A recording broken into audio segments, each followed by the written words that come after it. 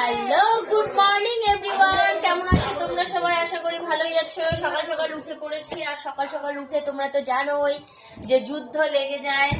তো এই যে যুদ্ধ শুরু হয়ে গেছে।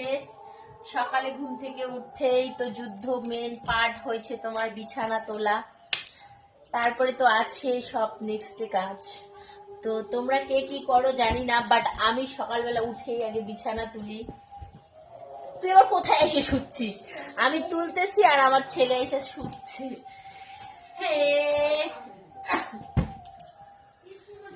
আমি, আমার ছেলে আর আমি ঘুমাই। তো বাট আমি দেখো কতগুলা বালিশ ব্যবহার করি, মানে 7-8টা বালিশ আমার চারিদিকে বিছানায় ছড়ানো থাকে। আর কাদের এতগুলা বালিশ লাগে বলো?